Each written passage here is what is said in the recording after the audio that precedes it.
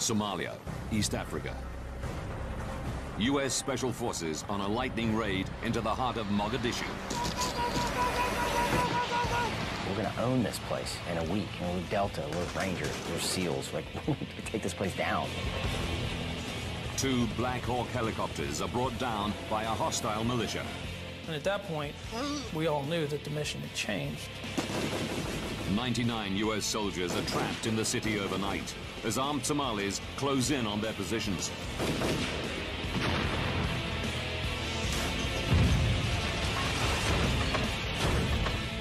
Now, investigators have to understand why a routine mission went so badly wrong as the U.S. military suffer their worst casualties since the Vietnam War.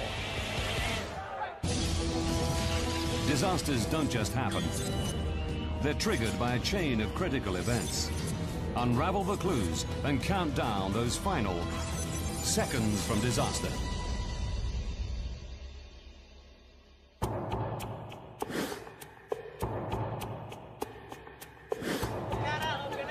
October the 3rd, 1993.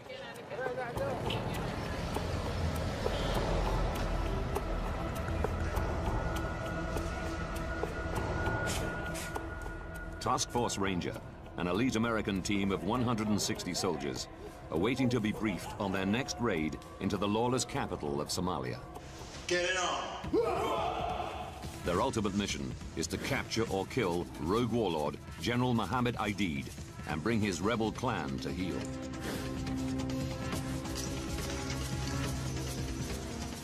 Local intelligence sources have identified high-value targets, Klansmen loyal to Aidid, gathering in a location downtown. Today, the Rangers are going to bring them in, dead or alive. 1532.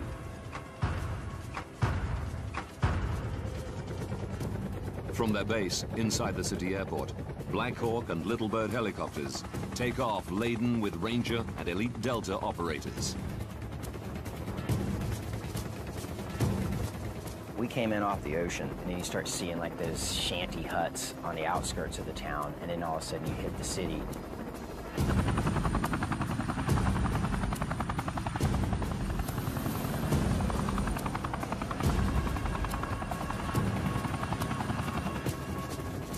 In Black Hawk Super 6-4, they prepare themselves for the assault.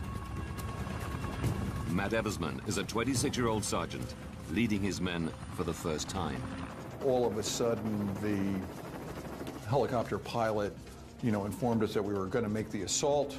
And this emotional rush of adrenaline, and we're going to go from 2,000 feet or so above sea level down to 40 feet. And I mean, it's the most incredibly exciting, scary ride that you could imagine. The target of the raid is a 3-story building in the hostile heart of Mogadishu.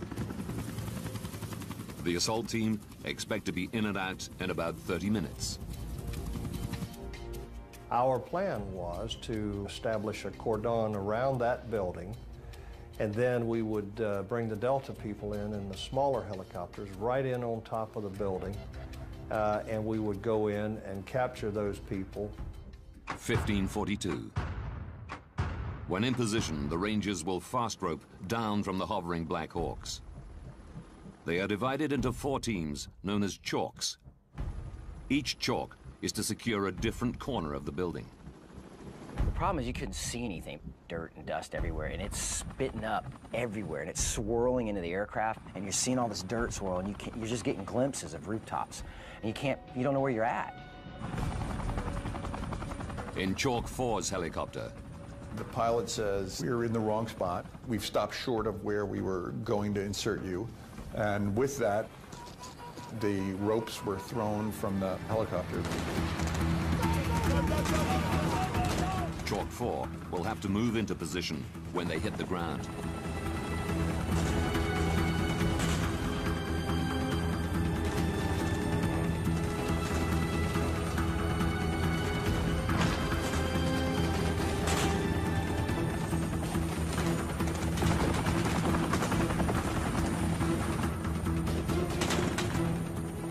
probably halfway down the fast rope and saw the body of one of our Rangers, young Todd Blackburn, lying on the ground. And my first instinct is that we're taking fire and somebody's already been shot. And I haven't even gotten on the ground.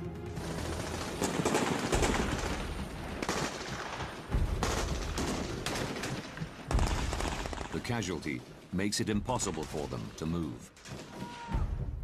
Medic turns to me and says, he didn't get shot, he fell.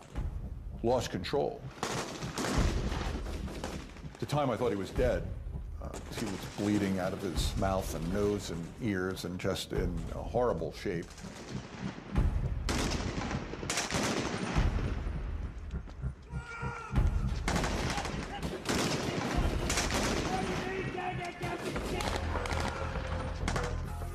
Chalk 4 need to get to the target building to protect the rest of the assault force.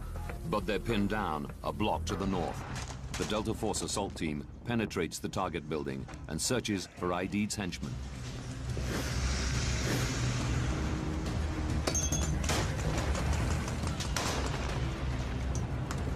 At the same time, a large extraction convoy arrives at the target building. Its job is to bring everybody back home. The Delta and Ranger teams and their prisoners. This is Uniform 64. We're in position for extraction. Over. In the lead vehicle is Battalion Commander Danny McKnight. I got to the holding position I was supposed to be at. I could see the target building, and then I was just waiting for the call.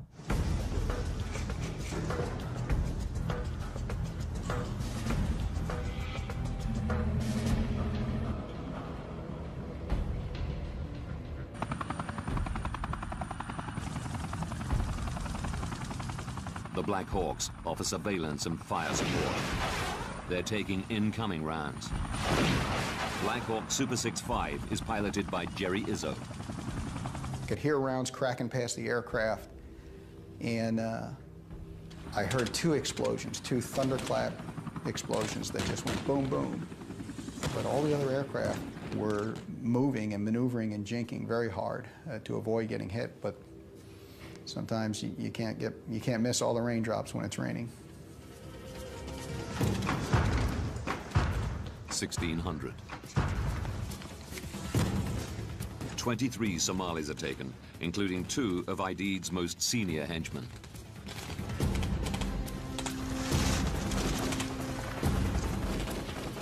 The force prepares to pull out with the prisoners.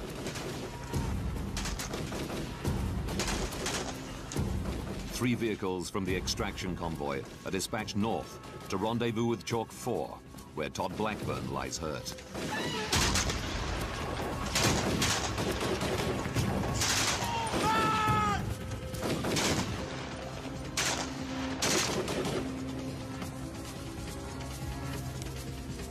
From his position in the Joint Operations Center, Raid Commander Colonel Jerry Boykin watches the mission on a live feed from Black Hawks hovering above the battle. Colonel McKnight, go ahead and take the detainees and take them back to base. Roger that. They captured the people they went after very quickly with relatively little resistance, and were ready to extract them quicker than I had expected, actually. That mission was done. We were already thinking about going home. Like, I'm thinking, wow, man, we were combat veterans. It's crazy. I wonder if they're going to give us a badge, you know, and that's what we're all thinking. It's time to go home. But as the assault teams wait for the signal to extract, more Somalis converge on the target area. I was far away from that place, and I came running there. I saw so many injured people and a scene of great disaster. It was a massacre. I couldn't count the corpses. That destruction didn't just affect me physically, but also affected me mentally. I saw it with my own eyes. We're in a fight. We're in a heavy fight. It is a unbelievably deafening cacophony of sound.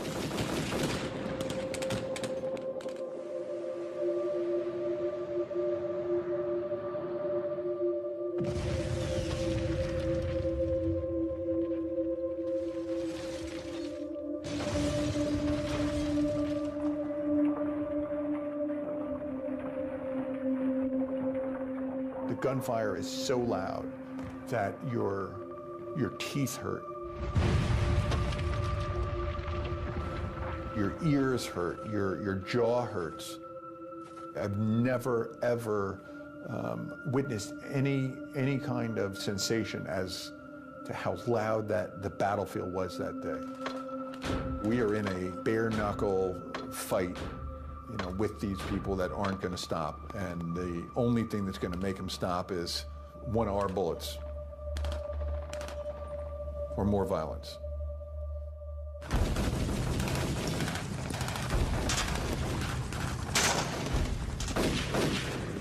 In the sky above, the circling Black Hawks are also in trouble. The area was getting hotter and hotter, more automatic weapons fire, more RPG fire. And we're sitting there, we're all tensing up, going, come on, come on, come on, let's hurry up, let's get this over with, get them on the trucks, let's get them out of here.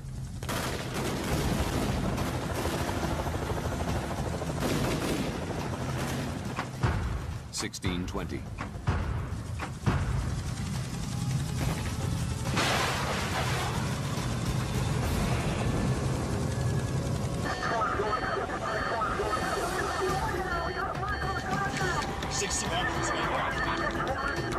I still remember the visual of the bird starting to turn off, and the way that it appeared to me was, wow, and it looks like he's going down, but that couldn't possibly be happening.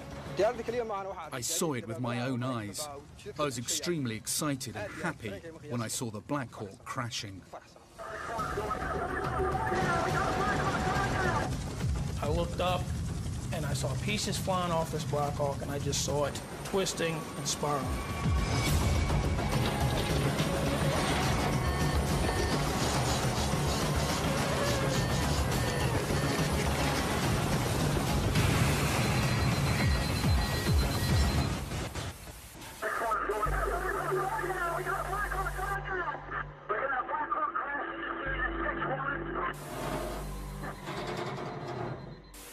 And at that point, we all knew that the mission had changed.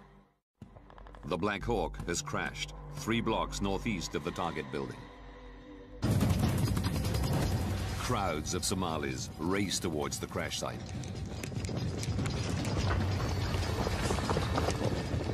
As I was looking down through that other blocking position, there were hordes of people running towards where that aircraft had went down. And you started getting this feeling that we didn't have a lot of time to get down there.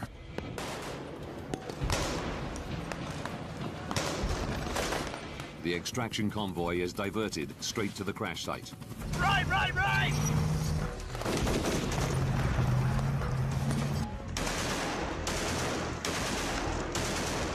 En route, they pick up some of the out-of-position Chalk 4.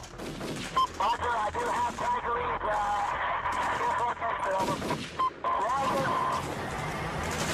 Colonel McKnight pulls up in his Humvee.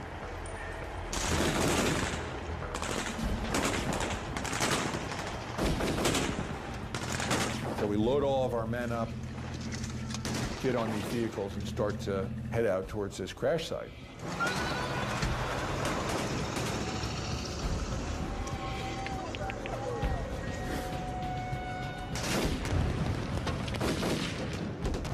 Chalk Team 2 is on foot, also trying to get to the crash site and the safety of the extraction convoy. And I heard a yell.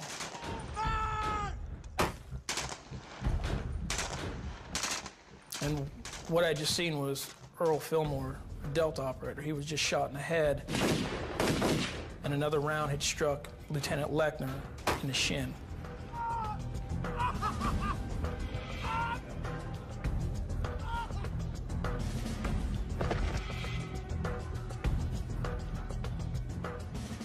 I remember looking across the street and thinking, man, how did that just happen to the Delta operator? Because you know he's doing everything right. You keep it down, but you start feeling it. Because you're like, oh my gosh, we're not foolproof. We're not the Superman. There's a kink in the armor. 1640. A second helicopter, Black Hawk Super 6-4, piloted by Mike Durant, is hit.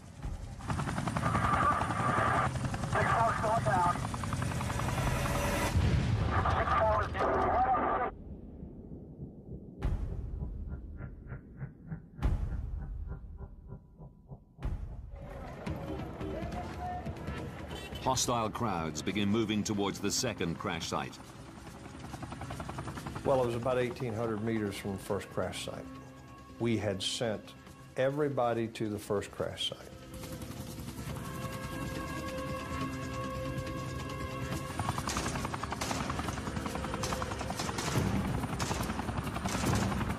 I don't think would have ever entered our mind that we could lose 2 in one day. 2 Delta snipers, providing fire support from another chopper, request to be dropped at the second crash site to protect the injured crew. There was nothing to support them with. It would be 2 guys against an unknown number of Somali militiamen. I had to deny. Their chances of coming out alive were not good. In fact, we even posed that question to them. Do you understand? Yes, they said. But as Somalis close in on the crash site, Colonel Boykin realizes he has no other options. Put them in. He needs to buy the injured crew some time.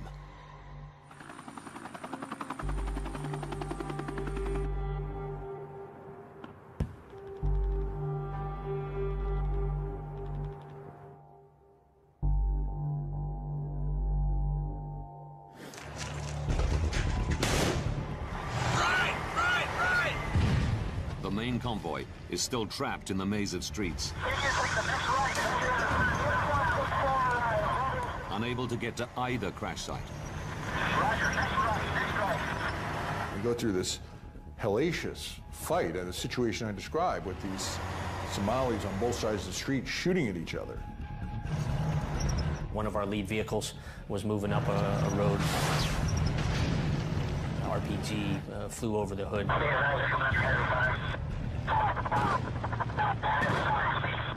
Another ambush, another series of casualties. We're probably as close to non-mission capable as we can, given the casualties and our status.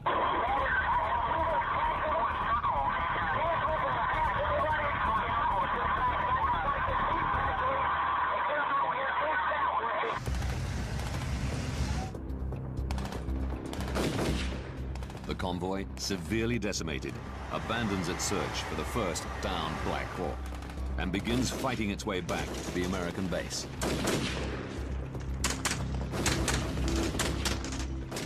The injured pilot of the second downed Black Hawk, Mike Durant, is defended by just 2 Delta snipers, Randy Shugart and Gary Gordon.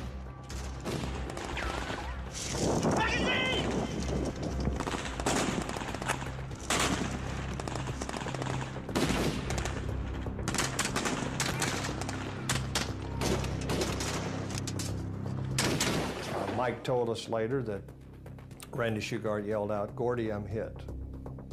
And then his gun went silent.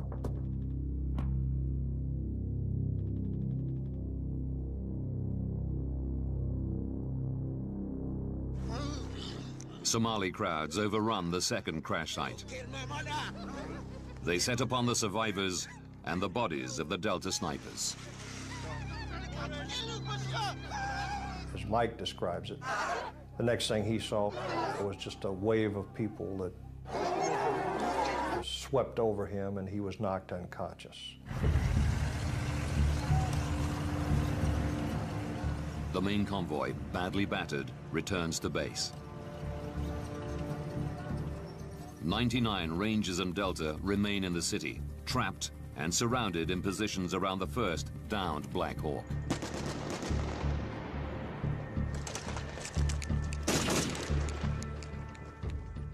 As darkness descends, The men are forced to find shelter off the hostile streets.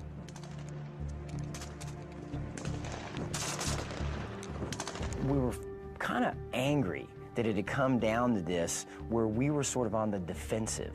We were the Rangers. We had Delta. It's 160th up in the air. Like, there's no way that these guys could have us on the retreat. It's crazy.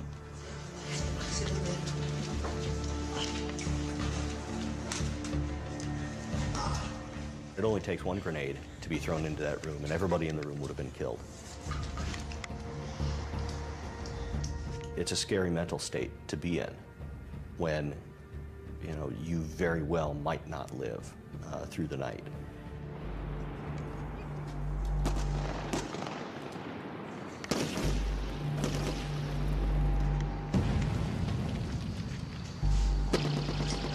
Thousands of militiamen launch wave after wave of attacks on Ranger positions.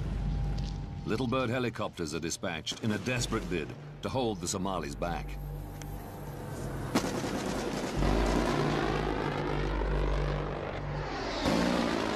Whenever the Little Birds would come over and they'd do their gun rounds, it would light the sky up, much like lightning. And the rockets would sound like thunder, and you would have brass raining on you. When he lit up the street, you catch glimpses of the shadow men that were out there moving. And one, there were more of them than we thought. Two, they were closer than we thought they were. 2315. A giant convoy leaves the U.S. base on the outskirts of the city. Made up of Pakistani tanks and Malaysian armored vehicles, along with the men from the Rangers and 10th Mountain Division, this new convoy's mission is to save the trapped men. Lieutenant Larry Moores leads a contingent of Rangers back into the city. They knew what type of fight it was, and they knew that it was going to be a long haul as we went back in. We need to get in there and do our mission. 1:55. Larry Moore's vehicles reach the second crash site. They find no survivors and no bodies. Minutes later, the rescue convoy reaches the trapped Ranger force near the first crash site. As the dead and wounded are loaded into vehicles, rescue teams try to free the body of pilot Cliff Walcott. They had to put the wounded guys in the vehicles, and that took a lot of time, and they would put the dead on top of the vehicles. They were long gone. They weren't feeling any pain anymore.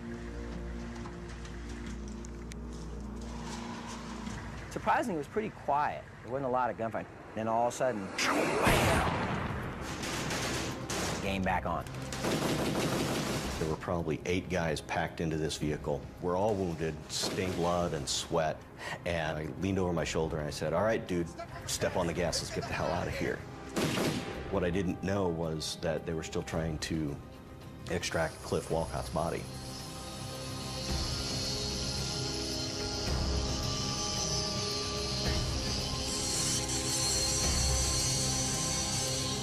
No one was going to leave until we got them out of there. So they stayed until they were able to pull the airplane apart.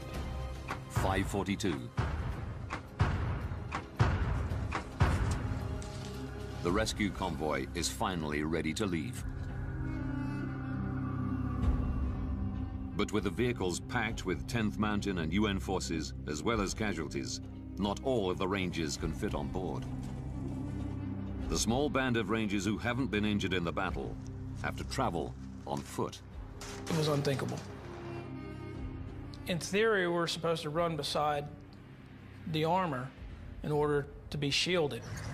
As soon as we started down the first block, the armor left us. A band of Rangers and Delta operators have to run what becomes known as the Mogadishu Mile, all the way to the UN-controlled football stadium. Miraculously, there is no further loss of life. I watched a 5-ton truck come back in on the airfield, and there were bodies in that truck, dead and wounded. I walked over to the truck to help lower the tailgate, and when the tailgate came down, blood poured out the back of it. So from an emotional perspective, it was a devastating blow to me to see those people who I was responsible for. 18 U.S. soldiers are dead and 84 injured.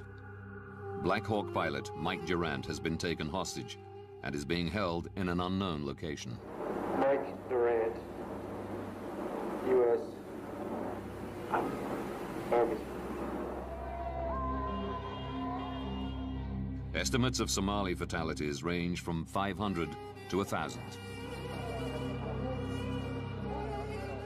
TV pictures of dead U.S. soldiers being dragged through the streets of Mogadishu provoke shock and outrage in America. Now, by rewinding the events of that day, we can reveal how a poorly organized and badly equipped militia was able to take on some of the best trained soldiers on the planet. Move!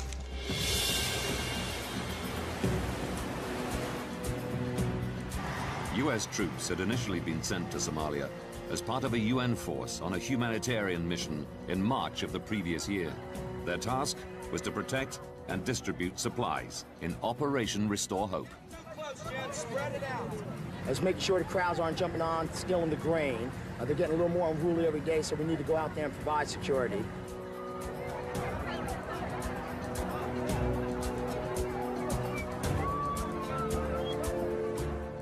Robert Oakley was U.S. Special Envoy to Somalia at the time of Operation Restore Hope. The military forces of Restore Hope had showed that they could meet any challenge and deal with it swiftly, impartially. Co-chaired by the United States and the United Nations, civilian and military all working together. The country was doing pretty well. But in August 1993, the mission changed under a new White House administration. Now, rather than just protect and distribute supplies, U.S. troops went after the man they felt was the biggest threat, not just to aid, but to the stability of the whole country. We were deployed into Somalia, to Mogadishu, the capital city there, to capture and ultimately bring to justice a notorious clan leader named Mohammed Faridad. The American public demanded to know why this new mission then went so badly wrong, and why the Somalis were holding pilot Mike Durant hostage. Oakley was sent back to the country in the aftermath of October the 4th and was instrumental in securing the release of captured pilot Mike Durant. And new brother to Task Force Ranger, freedom never tasted so good. We're here. Oakley believes the whole strategy to take down Aidid was flawed from the beginning. If they'd taken him, somebody else would have moved up to take his place, and the fighting would have gotten worse. The UN and US made it clear to Aidid that he could play no part in the future of Somalia. Once you removed that hope, and it became clear to him that neither the United States nor the United Nations was going to tolerate Aidid as leader of Somalia, he said, well, okay, I'll have to do something else to get their attention. You know, that's a fairly human sentiment, it's not just Somali. I am part of my people, suffering, killing. I'm sharing with them.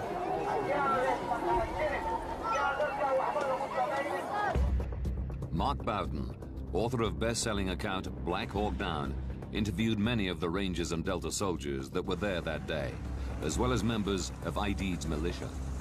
I think the Somali people were still divided in the spring of 1992. There were many who welcomed the presence of the UN, who were hopeful. When they first entered the country, they brought aid. We welcomed them, and we waved flowers. By summer of 1993, this mixed picture had changed. One event back in July brought people together from across clan lines. The UN at one point surrounded a building where a number of top clan leaders were meeting to, as it happens, to discuss whether or not to support Aidid in his effort against the UN. The UN were determined to punish Aidid's militia for the slaying of 24 Pakistani peacekeeping troops the previous month. The clan meeting seemed to provide a perfect opportunity. Osman Atto was Aidid's main financial backer. He remembers the day of the raid well. They just came in with an helicopter and started shooting. There were no armed catch, as they claim it. Unfortunately, they killed 73, 72 elders. Unaware of the growing tension, the elite Ranger and Delta Force landed 6 weeks later. Their operations in the city further incensed the people of Mogadishu. We weren't there to feed anybody.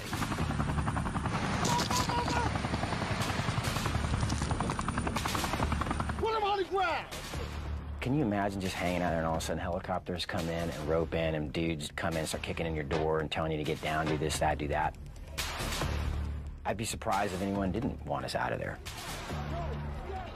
With heightened tensions on the streets of Mogadishu, any Ranger operation would rely on accurate intelligence.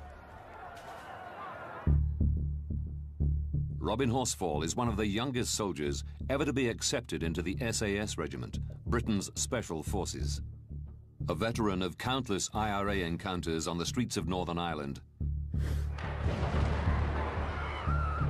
and of the 1980 Iranian hostage release mission. And Horsfall believes that against this background of rising hostility, there were a number of key tactical mistakes made, starting with the assault plan itself. The assault plan on the building was fairly simple. The Black Hawk helicopters came in and the Rangers fast roped down on 4 different corners around the target building. At the same time, Delta Force came in on the Little Bird helicopters, jumped out the helicopters and carried out the assault on the main building. It was a plan that could rapidly be put into action any time General Aidid and his henchmen showed their faces. Task Force Ranger needed an immediate action plan. They needed something that they could use at a moment's notice to deploy quickly onto the ground. If they had to take a long time and make long preparations, then there was a good chance that the target wasn't going to be where intelligence had said he would be. The simpler you keep it, the better it is. It doesn't mean that you can't change something up. You're not going to do it exactly the same way every time, but it's called having a template. The basic template had worked numerous times before, but not this time. And Horsfall has a theory why.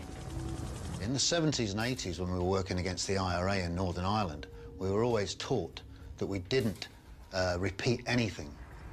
Well, every time you repeat a mission and repeat the same template, what you do is you give information to the enemy.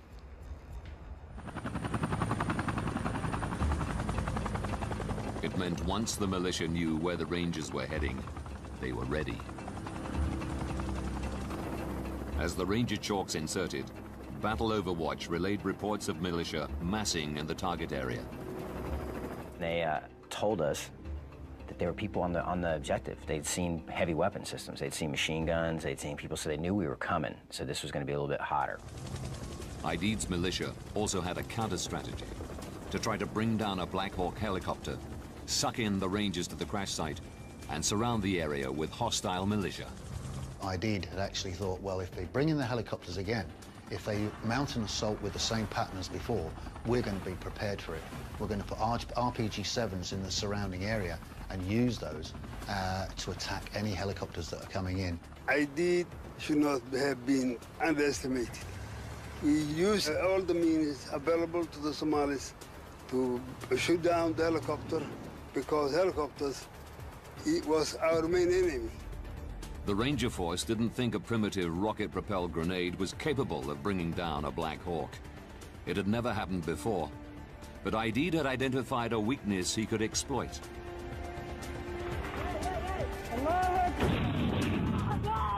In the 1980s, Afghan Mujahideen had had some success in bringing down large Soviet Hind helicopters with well-aimed RPGs.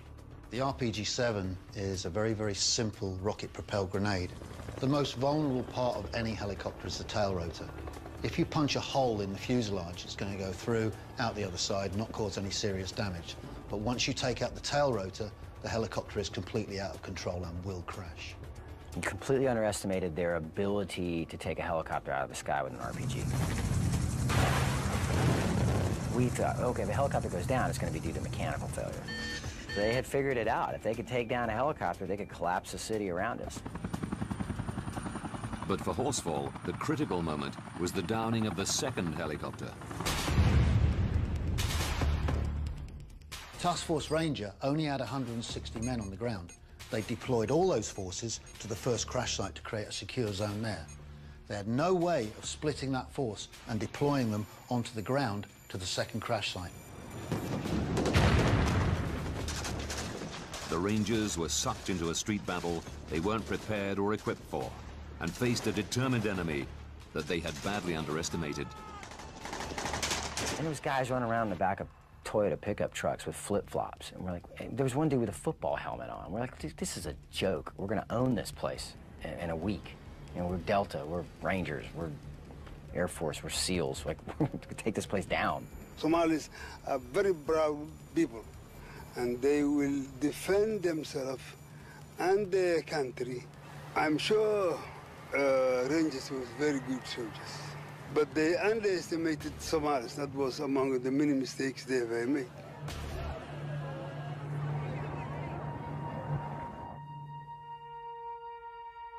The small assault force found themselves in isolated positions in the city, surrounded by a militia fighting on familiar streets. Well, if we look at the target area, for example, we can see here that the buildings are very densely packed together. The chances are you only got enough width for one vehicle to move along these roads. That means that people can drop grenades, fire immediately down on top of you. You can easily be ambushed. Once you get in there as well, it's very easy to get lost. Street fighting is one of the most costly forms of fighting in any kind of war, and most generals try to avoid fighting in towns. Mogadishu has been in an almost permanent state of conflict since the overthrow of President Saeed Barre in 1991. There is no effective government, police, or infrastructure. It's left the streets a battleground. You know, every door, every window, every alley is a threat. They are fighting in darkness. Everything is as enemy. The trees are enemy, the suns are enemy. The poor guys cannot fight with someone in his hometown.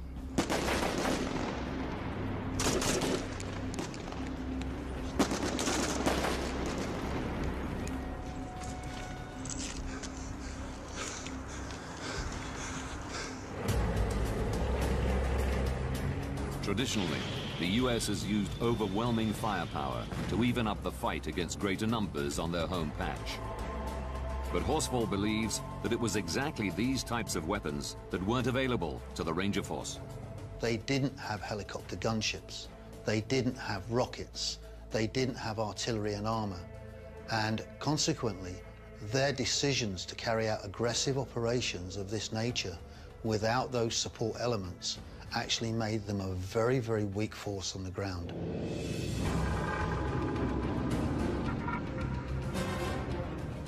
We asked for the AC-130 gunship. We had confidence in it. And we knew that if we got into a really bad situation, that could be really a deciding factor. We were denied that. Requests to the U.S. government for armor to be sent to Somalia were also denied. Had we had a more robust vehicle, a vehicle with armor protection, we could have gone through those streets much faster and much safer. So they put us into this environment and then did not give us what we said was needed to do our mission there. Without armor or heavy air support, the Rangers were forced to rely on more vulnerable and less offensively capable Humvees and Black Hawk helicopters.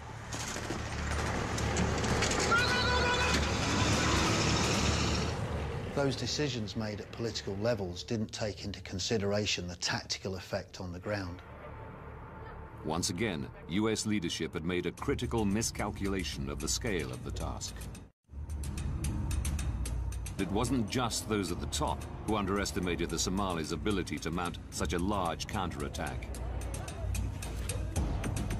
Soldiers on the ground also made critical planning mistakes.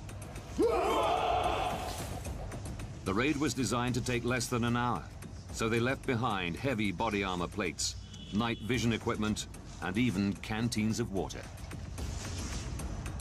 It seems as if everybody had taken loss of their senses, but at the time, it truly was thinking it was for the good of this mission. We'll be lighter, we'll be able to go. I kind of looked at Jeff and I said, okay, what time is it? 2:30. I said, okay, how long do missions last? About 45 minutes. Okay, all right. Now, why are you going to take night vision goggles when it's a daytime mission? Bad idea.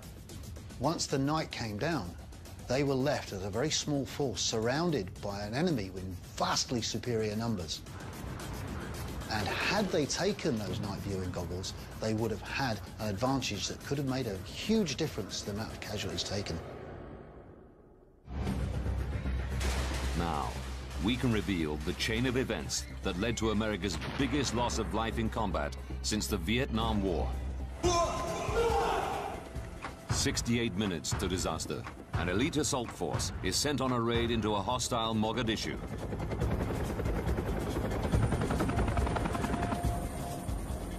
Underestimating the Somalis, they run with a plan they've used before.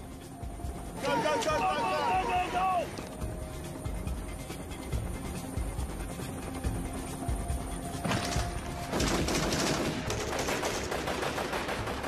40 minutes to disaster. Poor intelligence leaves them facing an enraged enemy who know they're coming. 20 minutes to disaster. The Somalis deliberately target American Black Hawk helicopters with RPGs. 61 is going down. The troops defend the downed aircraft. Seconds to disaster. A second Black Hawk is hit. The ground troops can't defend both sites. They've been dragged into a street fight. They can't win. What started as a routine mission has descended into a desperate fight for survival. 18 US soldiers lie dead, and another 84 are wounded.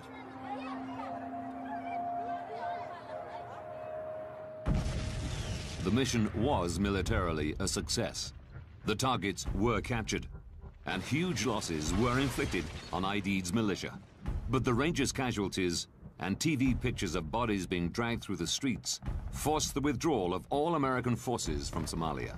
When you're sending a group of American soldiers to a place like Somalia, which most Americans couldn't even find on a map in 1993, with the idea that they're, just doing this humanitarian gesture at the behest of the UN, there's a very low tolerance for loss of life in a mission like that. The suddenness of the withdrawal left many in Task Force Ranger bitter. I don't think there was a man there that wasn't angry and disappointed that we were being pulled out. This particular time, on that particular day, it was the wrong call. And it's hard to look at a father of a soldier who's been killed on the streets and, try and make some sense out of it. We knew that we would leave Mogadishu and always regret that we didn't accomplish our ultimate mission, which was to capture Muhammad Adi.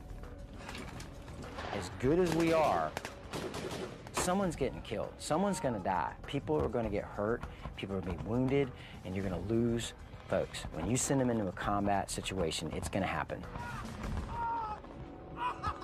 You better know that whatever it is that you sent them in there to go do is worth that to you, and that it's worth it to the nation. Today, Somalia remains a battleground of rival clans and is still ravaged by famine. Despite continuing UN and African Union intervention, it seems no closer to a lasting solution to its many problems. Brand new Seconds from Disaster examines a Chinook helicopter crash next Monday at 9. Next, it's one of Air Crash Investigation's most extreme crashes. Damn it! Push! Push! Push! Push the blue side up! They tried to fly the airplane even upside down. They never for a moment believed that they could not find a way to control this airplane. I'm pushing! Okay, let's get rudder! Left rudder! Can't reach it! Okay! Right rudder! Right rudder! Plane was being knocked from side to side. It turned upside down. It was spinning. Persons were being thrown against the walls of the plane, falling out of their seats, and the cockpit voice recorder screaming. Unbelievable, horrible last few minutes of their lives. Are we flying? We're flying! We're flying! Tell them what we're doing! Let me just... damn! At least upside down, we're flying! Yeah! And it was so violently upside down that the pilots were hanging from their shoulder straps. Passengers don't have shoulder straps.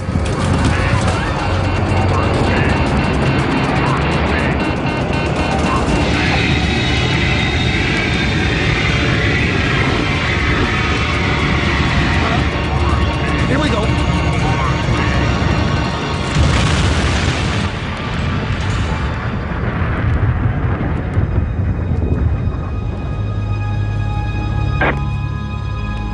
And he just hit the water. Yes, sir. He hit the water. He's down.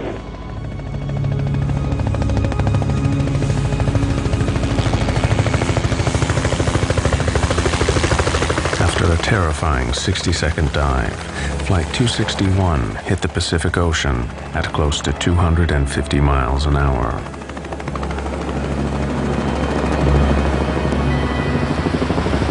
Rescue helicopters were soon at the crash site, but there were no survivors. The plane had broken up on impact. 88 passengers and crew, including 3 young children, died instantly.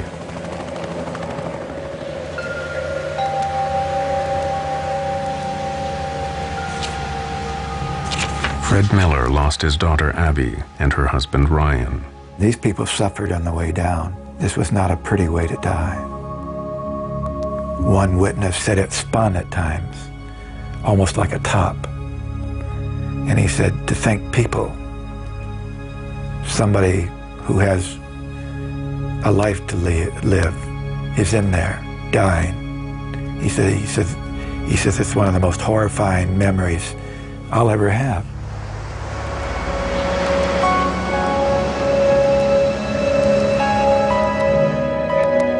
Susan De Silva lost her husband, Dean. I know that they went through a horrible, horrible experience. This was a violent end. These people suffered. There were no bodies that were intact or even close to intact. And they were conscious for a long time before it all came apart. Colleen Worley died along with her fiancé, Monty. As a mother, keep waiting for your child to come home. And Colleen had traveled so much in her life that it was unusual not to have her just walk in the door. All this time you're thinking something caused this, something made this happen, and I want to find out who's responsible for this.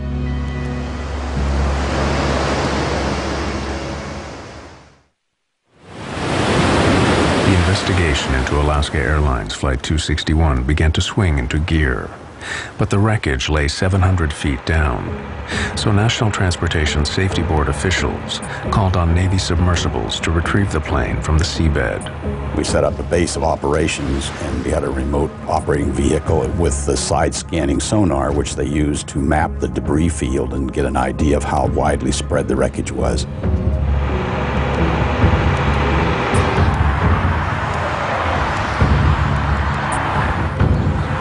At the National Transportation Safety Board headquarters in Washington, the investigators' immediate concern was to find out what had brought the plane down. The first clues came from the cockpit voice recordings. LA, Alaska 261, we're with you. We're at 22.5. We have a jam stabilizer, and we're maintaining altitude with difficulty.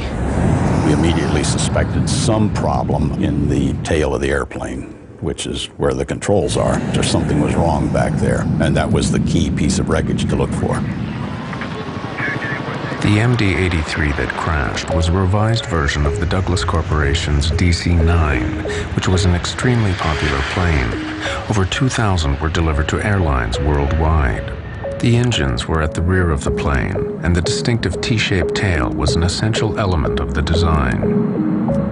In a big turbojet aircraft, one of the rather brilliant elements of the design is that since you're going to be loading passengers and cargo, you want to be able to have that aircraft loaded a little nose heavy or a little tail heavy. Well, in order to do that, you actually had to have that entire stabilizer moving. But the ones that are the most difficult to engineer are the T-tailed airplanes, where you have the vertical stabilizer and the horizontal sitting on top. And we call that stabilizer trim. And that is an essential element of what makes these aircraft so usable. In the MD-83, a motorized jack screw in the tail moves the horizontal stabilizer up and down. As the stabilizer moves up, the nose of the airplane moves down. As the stabilizer moves down, the nose of the airplane moves up. But what role had the over 70 centimeters long jack screw played in the loss of Flight 261? The investigators were anxious to inspect it as soon as it was recovered from the seabed. The jack screw wasn't mated with the nut that it screws into. It was just by itself, and the nut was found in another piece of structure a few feet away from where the jack screw was. To have a screw separate itself from a nut with very thick threads surprised us. Secondly, we noticed that there was a curled piece of brass around the jack screw, and all of the threads that you can see here, these ridges, were gone. They had been stripped out, and the remnants of those were found coiled on the jack screw. Once the thread had been stripped off the nut, the jack screw could no longer turn. The pilots could not have known the real nature of the problem.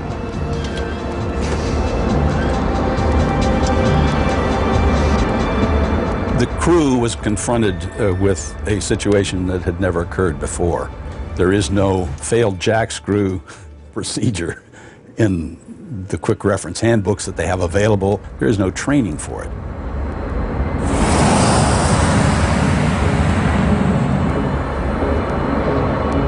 When the jack screw jammed, the pilots were unable to adjust the stabilizer. We felt that it was due to the fact that these nut threads had worn away, and it was just too hard for that jack screw under the power of the electric motor to turn.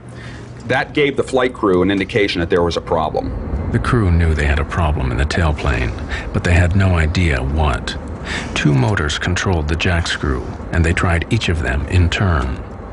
But the pilots' attempts to free the jammed stabilizer made their situation worse. We're at 23.7. Request. Yeah, we got it under control here. No, we don't. Where they went wrong was that they wanted to try both the alternate and the primary trim motors at the same time. When the pilots switched both the electric motors on, the jack screw moved, but the threads had given way, and the jack screw was now held only by a single retaining nut. From this point on, the plane was doomed. That end nut was never designed to hold the loads generated aerodynamically by the airplane. Let's get speed brakes. Give me high pressure pumps. Okay.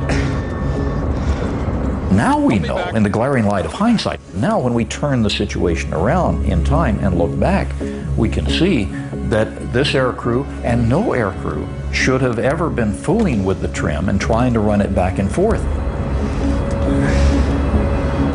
The retaining nut grew weaker and weaker. Then, finally, through the loads beating down on that nut, the nut finally failed. Feel that? Yep. Okay, give me slats. The jack screw slid completely out of the Acme nut, allowing the horizontal stabilizer to move well beyond its aerodynamic limits. This is a bitch. Is it? Yeah. The stabilizer forced the plane down, and now completely out of control, it rolled over into its final dive. Okay, let's kick rudder. Left rudder. Left rudder. I can't reach it. This crew was working to recover the aircraft right down to the water. I mean, they did not give up the whole way down through the descent.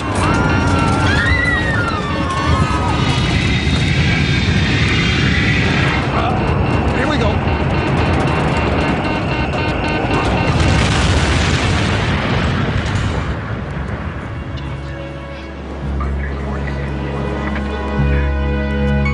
It was clear to the investigators that the failure of the jack screw was the only explanation for the plane's erratic flight path and final dive. But why had this happened? Why had the jack screw failed?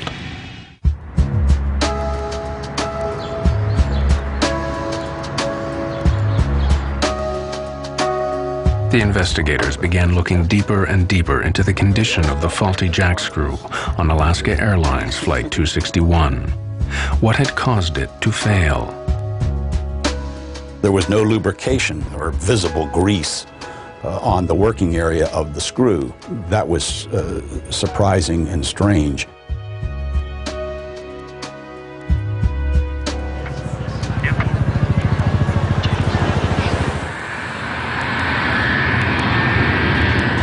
The discovery of no grease on the jack screw alarmed the investigators. They alerted the Federal Aviation Administration, who ordered an immediate check on all MD-80s in the USA. They made a shocking discovery. At Alaska Airlines, in 6 of its fleet of 34 planes, the jack screw assembly needed to be replaced after failing new inspections.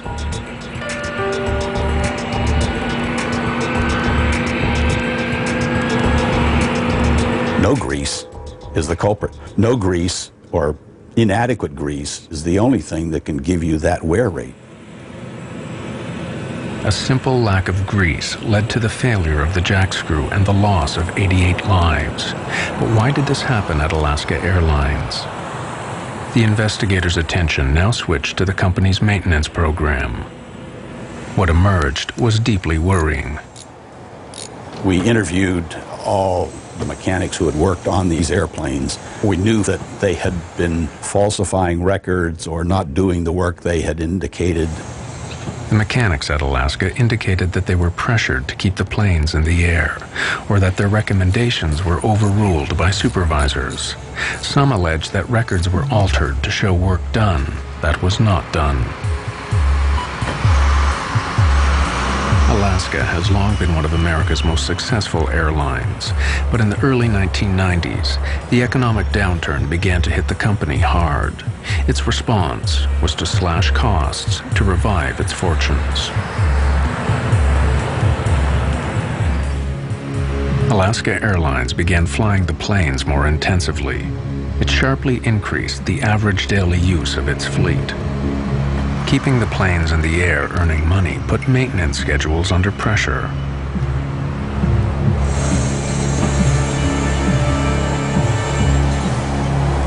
John Leotine was a lead mechanic at Alaska Airlines Oakland maintenance facility, where he worked for over 8 years. Leotine felt that the new pressures on maintenance put passengers' lives at risk. He was to pay dearly for expressing those concerns. We have used an actor to portray his experiences based on his sworn evidence to the NTSB. Leotine claimed that planes were pushed back into service too quickly. Sometimes, rather than wait for a replacement part or repair, supervisors passed planes fit for service, free to carry passengers up into the air.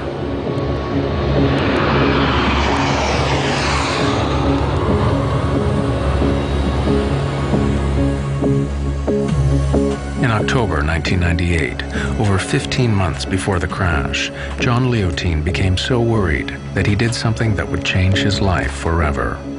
He reported Alaska Airlines to the U.S. Federal Aviation Administration, alleging violations in maintenance procedures. There were very few voices at Alaska who had concerns about the maintenance. There should have been more, and there should have been people listening. John Leotine is a hero in my book.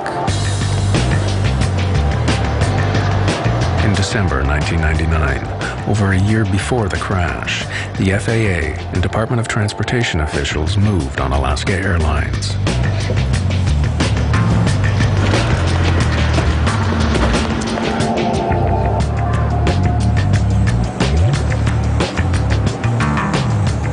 The case was referred to federal prosecutors, and the FBI raided Alaska's maintenance facilities and seized thousands of records. The raid was the opening shot in a federal grand jury investigation which would last 3 years. No criminal charges were brought against the company. Alaska Airlines officials denied that any unsafe planes were put into service or that passengers' lives were ever at risk.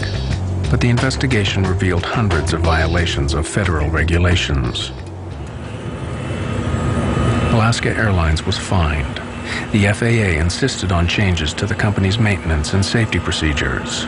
The FAA also suspended 2 supervisors for falsifying records.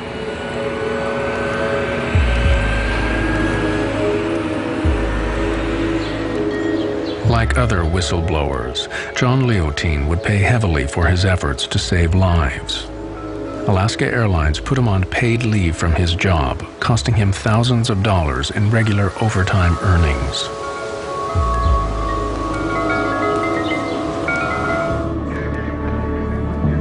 Then, in January 2000, John Leotine saw his worst nightmare come true. The kind of accident he had tried to prevent by contacting the federal authorities now took place just off the California coast.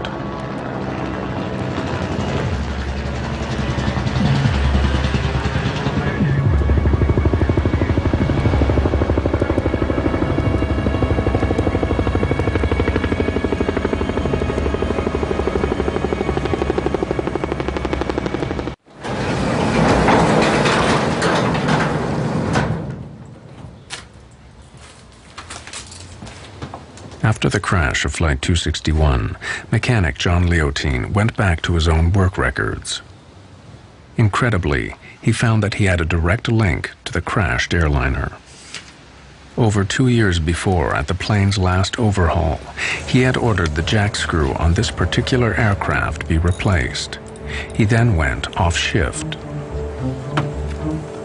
When investigators examined the record, they found that Leotine's recommendation had been overruled by the next shift and the plane put back into service. It would be 2.5 years before the next overhaul, but time ran out.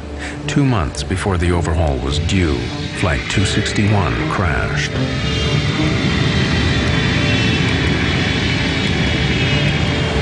Alaska Airlines labeled Leotine a disruptive influence. Later, he sued the company for libel. Alaska settled, but Leotine could no longer work in the industry he loved. I get calls almost every week of somebody saying, should I blow the whistle? And I always tell them, you need to know, you need to be prepared to find another line of work, because you will not work in the industry and you will not work in the government. In most cases, it's almost impossible to be a whistleblower and survive your career.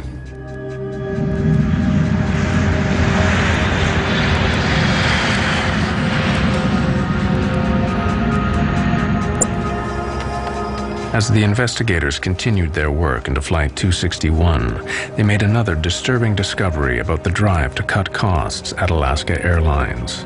To keep planes flying more intensively, Alaska had dramatically extended the intervals between service. This was significant because when a plane is designed, every part has a schedule listing when it is serviced and when it must be replaced. You're supposed to go in and inspect every so many hours, and that's different on parts all over the planes. Some things you have to look at after every flight. Other things have to be inspected every 2 or 3 days. By 1996, Alaska Airlines extended the intervals between MD-80 jackscrew lubrications by 400%. Now, there was over 2,500 hours between each service. The extended service intervals were to prove fatal for Flight 261. If you had 600 hours between inspection points and greasing points, we have no chance of ever having a metal-to-metal contact situation. But if you put that out to 2,000 hours or 2,500 hours, now what you do is eat into some of these protective stages, these barriers that we have towards catastrophic failure. In its final report into the crash of Flight 261, the NTSB concluded that Alaska Airlines' extended service intervals for the jackscrews on its MD-80s was a significant contributor to the crash. With carriers doing anything to save a dime, maintenance, safety, took a back seat. And that one of the shocking things about Alaska is that they were allowed to increase inspection intervals. And it was very shocking because that is the only way we have safety. The extended maintenance intervals meant that the lack of grease on the jackscrew was not discovered before the crash. But now investigators wondered if the failure of the jackscrew assembly revealed a basic flaw in the plane's design. They discovered that the MD-80 broke one of the fundamental rules of aircraft design. It was not fail-safe. The design philosophy that has made aviation so safe is that we should never ever have a situation in which one catastrophic failure of some component of the airplane causes us to lose the airplane. There was no backup to the jackscrew and its nut. Engineers never envisioned a situation on the MD-80 where the jackscrew might fail. With inspections every 600 flight hours and replacement every 2,000 hours, the designers did not add an additional redundant backup system. It was utterly laughable that they said it was a redundant system. There's one screw and there's one nut. That's all there is. It's not redundant. The MD-80 continues to fly worldwide, despite the revelation of this potentially dangerous design flaw. The jackscrew assembly has not been redesigned. Inspection intervals have been shortened, but airlines still rely on proper maintenance to prevent the same accident happening again. In its final report, the National Transportation Safety Board concluded that the crash of Flight 261 was due to the lack of adequate greasing and the stretched service intervals. When coupled with the design of the jackscrew, these failures led to a completely avoidable accident and the loss of 88 lives.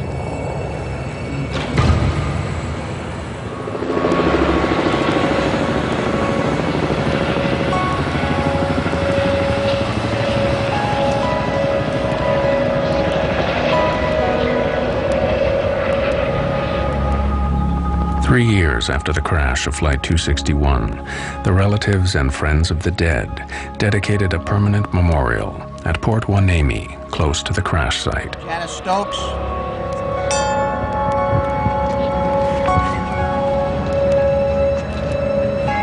I think the best thing and the only thing in our infinite inadequacy of making up for the loss from this life is to say something that we've been able to say on a lot of other accidents to other grieving families, and that is, those deaths will not be in vain. We will not let them be in vain. Every one of those lives will be made to count in terms of making sure that 3, 4, 5, or 10 other people do not die. Miss Carol Carlson. Pauline was different. She was adventurous, and there's nobody like that in our family. And I don't know what we can do except to remember Colleen and to live our lives now a little bit better for her. You know, when I was growing up, we didn't wear seatbelts. There weren't even seatbelts in cars. And now we know that we need to wear seatbelts. We didn't know that much about smoking cigarettes, and now we know that we can't smoke cigarettes. Well, there's a lot to learn about airline safety, too. Ryan Bushy. None of us are the same anymore. It's like walking into a giant storm. Wave after wave forming up, coming in, because it never stops. Grief over the loss of a child is not something I wish on anybody. This plane went down because of neglect. It seems like such an unholy type of loss. What a hard way to die. So an airline can, make more money.